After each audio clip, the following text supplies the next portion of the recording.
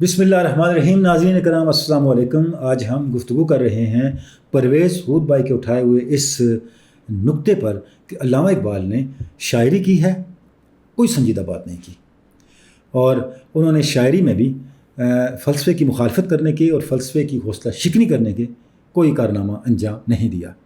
ناظرین، اگر ہم علامہ اقبال کی شاعری کو دیکھیں تو ایسے لگتا ہے کہ پرویز ہود بھائی کا یہ جملہ یا تو فلسفے اور حکمت سے ناشنائی کا باعث ہے، یا اس کا سبب علامہ اقبال کی شاعری سے آگاہی نہ ہونا ہے.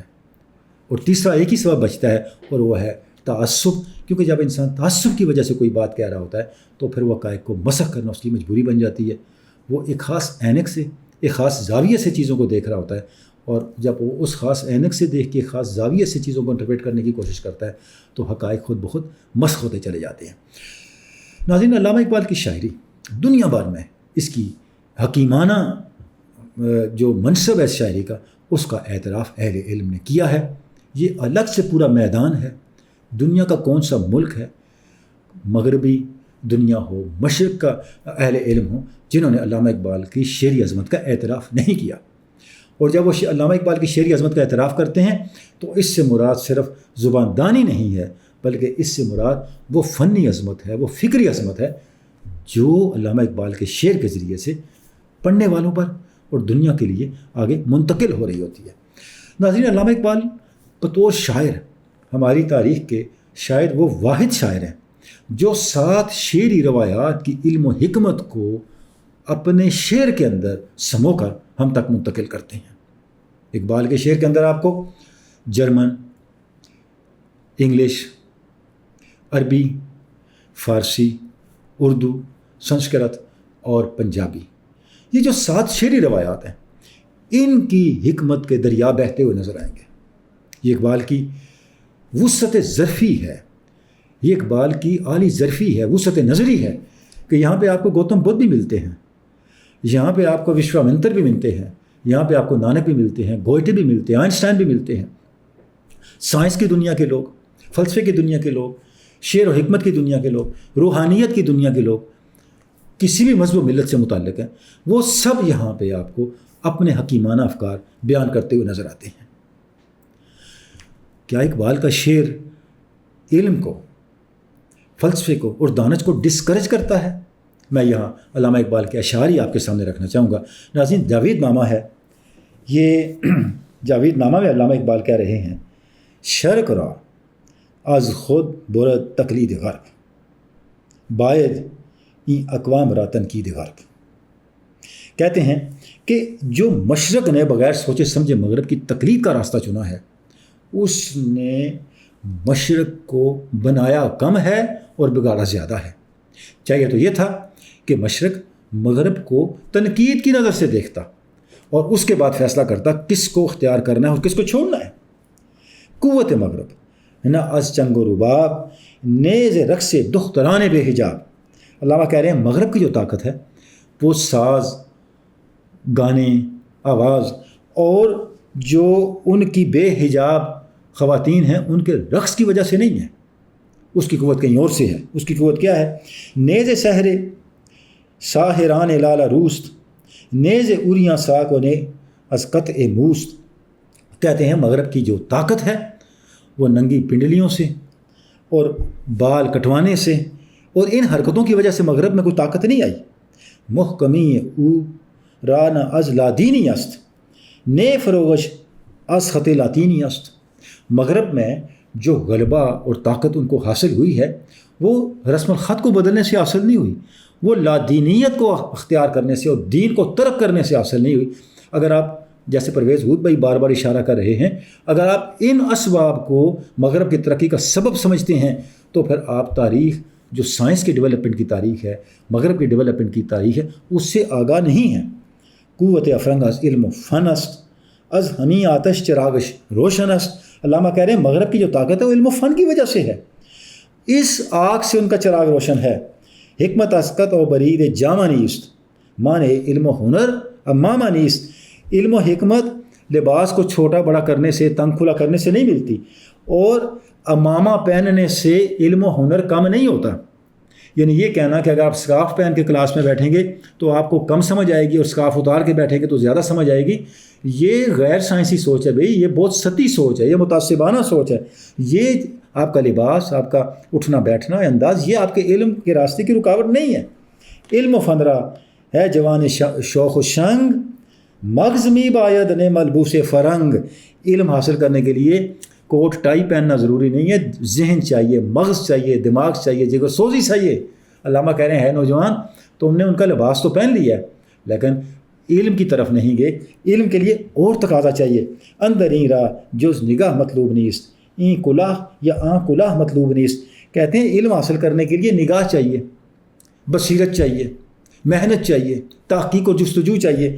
یہ لباس وہ لباس یہ نہیں چاہیے۔ فکر چالاک اگر داری بس است، طبع دراک اگر داری بس است۔ علم حاصل کرنے کے لیے فکر چالاک اور طبع دراک چاہیے، یعنی ایسی آپ کا مزاج ایسا ہو، آپ کی فکر ایسی ہو کہ آپ حقائق کو سمجھ سکیں، حقائق کا تجزیہ کر سکیں، نئے سے نئے علوم کے راستے دریافت کر سکیں اور موجود علم پر کھڑے ہو کے نئی دنیایں تخلیق کر سکیں۔ یہ کیپیسٹی اور یہ پوٹینشیل چاہیے۔ جن رسموں کو آپ تقدس دے کے بیٹھے ہوئے ہیں اور جن اسالیب حیات کو مقدس قرار دے کے علم کا ذریعہ سمجھ رہے ہیں، یہ آپ کا مغالطہ ہے۔ تو ناظرین دیکھیں، یہ میں نے ایک حصہ آپ کے سامنے علامہ اقبال کے کلام سے پڑھا ہے، فارسی کلام سے۔ جہاں سے پڑھیں علامہ اقبال آپ کو ایک حقیقی شعور دیتے ہیں۔ علامہ اقبال آپ کو صرف ماضی میں نہیں رکھنا چاہتے، علامہ اقبال ماضی کی شان و شکوہ سے آشنا کر کے آپ کو احساس کمتری سے نکالتے ہیں کہ بھئی آپ کا دنیا میں کیا منصب تھا، وہ کیا گردوں تھا جس کا تو ٹوٹا ہوا تارا، جس آسمان سے تو گرا ہے وہ بہت بلند آسمان ہے، وہ بہت بلندیوں والا مقام ہے۔ اس مقام کو پہچاننے کی کوشش کرو، اور اس کے بعد علامہ ہمیں نئی دنیا کی طرف بڑھنے، نئی دنیایں دریافت کرنے کی تعلیم دیتے ہیں۔ تو شعر اقبال جو ہے ہمیں یہ سمجھنا چاہیے، یہ ہمارے سیاسی ویژن کو، یہ ہمارے سماجی ویژن کو اور یہ ہمارے دینی ویژن کو میچور کرتا ہے، یہ ہماری علمی اپروچ کو میچور کرتا ہے۔ جب تک ہمارا سیاسی ویژن، ہمارا سماجی ویژن اور ہمارا دینی ویژن صحت مند نہیں ہوتا، میچور نہیں ہوتا، اس وقت تک ہم قومی تعمیر نو کی طرف نہیں بڑھ سکتے۔ اور اس کے لیے آپ کے پاس اقبال کے شعر کے علاوہ اور اقبال کے فکر کے علاوہ اور راستہ کیا ہے؟ کیا آپ نے قوم کو گلی سے پکڑ کے بند گلی میں چھوڑ دینا ہے یا انہیں کسی شاہراہ پہ چلانا ہے؟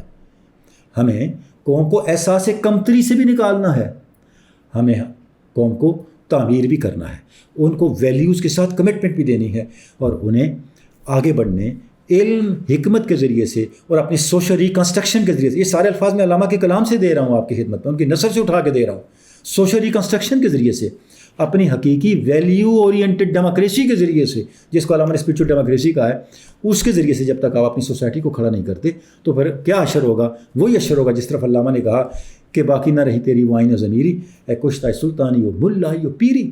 اقبال اس شعر کے ذریعے سے آپ کو سلطانی کے بندروں سے نکالنا چاہتے ہیں، آپ کو ملائیت کے بندروں سے نکالنا چاہتے ہیں، آپ کو جعلی روحانیت اور جعلی پیری جو ہے اس کے بندروں سے نکالنا چاہتے ہیں۔ تو آپ کو ایک ایسی موٹیویشنل طاقت چاہیے جس سے اس قوم کے اندر ایک جذبہ پیدا ہو ان بندھنوں کو توڑنے کا، اس قید کو توڑنے کا۔ وہ جذبہ یہ شعر دیتا ہے، اور اقبال کا شعر صرف جذبہ نہیں دیتا، صرف آگے بڑھنے کی ایک امنگ نہیں دیتا، بلکہ اس کے اندر ایک بصیرت بھی ہے، اس کے اندر ایک روشنی بھی ہے، جس روشنی یعنی جو جذبہ یہ شعر دیتا ہے وہ قوت عمل ہے، اور جو روشنی یہ دیتا ہے وہ منزل کا شعور ہے، جس منزل تک اقبال ہمیں پہنچانا چاہتے ہیں۔ ہمیں اقبال کے اس نقطۂ نظر کو سامنے رکھ کے، اس انداز سے سامنے رکھ کے جب آپ شعر اقبال کو پڑھیں گے تو آپ دیکھیں گے اقبال نہ فلسفے کے مخالف ہیں، نہ ملائیت کے حامی ہیں۔ شعر اقبال کے اندر جتنا زیادہ آپ کو ملائیت کے مائنڈ سیٹ پہ تنقید ملے گی، اور اس مائنڈ سیٹ کو ترک کرنے کی، اور اس مائنڈ سیٹ کو چھوڑنے کی، اور اس مائنڈ سیٹ سے آگے بڑھنے کی تلقین ملے گی، شاید اقبال کے معاصر مفکرین میں سے کسی مفکر نے اس کو اتنا تنقید کا نشانہ نہیں بنایا۔ اب یہاں ہم آخر میں اتنا گزارش کرنا چاہوں گا، اگر یہاں میں صرف ملائیت کی تنقید پہ شعر پڑھنے شروع کروں تو شاید کتنے ہی گھنٹے اس پہ صرف ہو جائیں۔ فلسفے میں جو اقبال کی تنقید ہے، اس تنقید کو اگر ہم شعر اقبال سے پڑھنا شروع کر دیں تو کتنا ہی وقت اس پہ صرف ہو جائے کہ اس کی کون کون سی پازیٹیو ڈائمینشنز ہیں جس طرف اقبال لے کے آ رہے ہیں۔ یہ مت سمجھیں کہ اقبال نے شعر کو فلسفے کے رد کے لیے استعمال کیا، بھئی اقبال سے زیادہ فلسفے کی نوعیت کو اور فلسفے کی حیثیت کو اور فلسفے کی نیچر کو کون جانتا ہے؟ جیسے اقبال خود کہہ رہے ہیں کہ ہے فلسفہ میرے آب و گل میں، پوشیدہ ہے ریشہ ہائے دل میں، اقبال اگرچہ بے ہنر ہے اس کی رگ رگ سے باخبر ہے۔ اقبال کہہ رہے ہیں کہ فلسفہ مجھ سے زیادہ کس نے پڑھا ہے؟ مشرق کا فلسفہ ہو کوئی مغرب کا فلسفہ۔ یہی وجہ ہے کہ مشرق اور مغرب کے فلسفے پہ اقبال نے جو تنقید کی ہے، یا میں زبور اجم سے ایک شعر پڑھنا چاہوں گا، دانش مغربیاں فلسفہ مشرقیاں، ہمہ بت خانہ و در توف بتاں چیزیں نیست۔ ناظرین، علامہ نے اپنے شعر کو بہت کم ریپیٹ کیا ہے۔ یہ واحد غزل ہے شاید جس کو اقبال نے زبور اجم میں پوری غزل بیان کی ہے، پھر وہ پوری غزل جاوید نامہ میں بھی بیان کی ہے گوتم بدھ کی زبانی۔ کیا کہہ رہے ہیں اقبال؟ بھی مشرق کا فلسفہ ہو یا مغرب کا، یہ بت خانہ ہے، اس بت خانے کا اگر طواف کرتے رہو گے تو تمہیں کچھ نہیں ملے گا۔ بت خانے کا طواف نہیں کرنا، اس سے آگے بڑھنا ہے۔ اقبال آگے بڑھنے کی بات کرتے ہیں۔ ہم نے کرنا کیا ہے؟ ہمیں اپنی دانش کو، اپنے علم و حکمت کو اقبال کو سمجھ کے اقبال سے آگے بڑھنے کے لیے جو ہے وہ صرف کرنا ہے۔ کتنے سوالات ہیں، میں اہل علم کو یہ دعوت دوں گا اور پرویز ہود بھائی کو بھی اس چیز کی دعوت دوں گا کہ وہ اقبال کے اٹھائے ہوئے سوالات کو کیوں نہیں موضوع بحث بناتے، ان سوالات کے اوپر قوم کو دعوت فکر کیوں نہیں دیتے؟ بھئی وہ ایرریلیونٹ، ان کا ایرریلیونٹ ہونا ہی ثابت کر دیں۔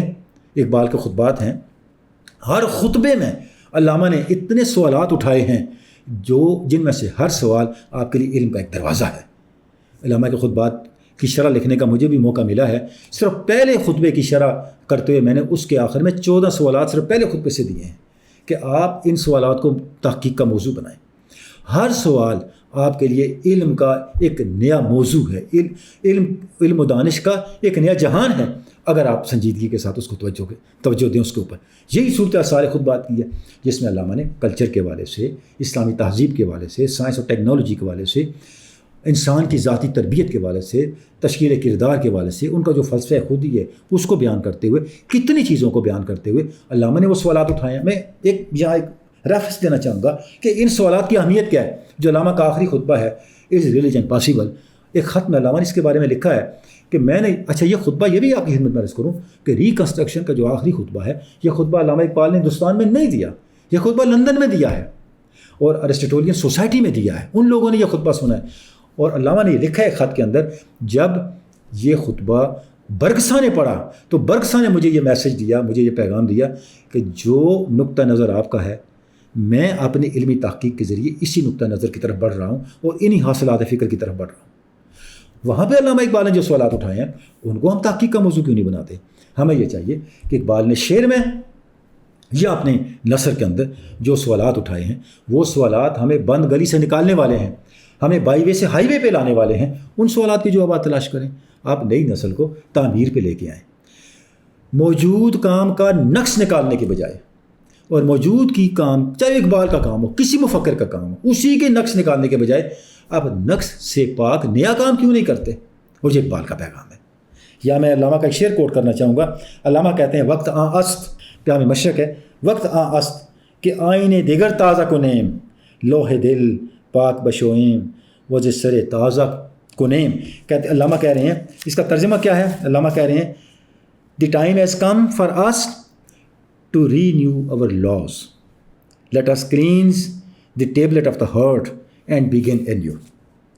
وہ وقت آ گیا ہے کہ آپ اپنے اسلوب حیات کو تازگی دیں، اپنے دماغ اور شعور کی تختی سے جو پرانے نشانات ہیں، بوسیدہ نشانات ان کو مٹائیں اور نئی دنیایں تخلیق کریں۔ اپنی سوسائٹی کو فریشنس دیں، اپنے علم کو، اپنے اسلوب حیات کو، اپنے طرز فکر کو جستجو کے ذریعے سے، تحقیق کے ذریعے سے آگے لے کے چلیں۔ اقبال تو یہ میسج دے رہے ہیں۔ حقیقی علمی منصب اہل علم کا یہ ہے کہ وہ پرانی جو بے مقصد مباحث ہیں ان میں قوم کو الجھانے کے بجائے، نئی نسل کو الجھانے کے بجائے کوئی تازہ بات کریں، کوئی نئی بات کریں اور علم اور تحقیق کا کوئی نیا دروازہ کھولیں اور قوم کی صلاحیتوں کو تعمیر کی طرف لے کے آئیں۔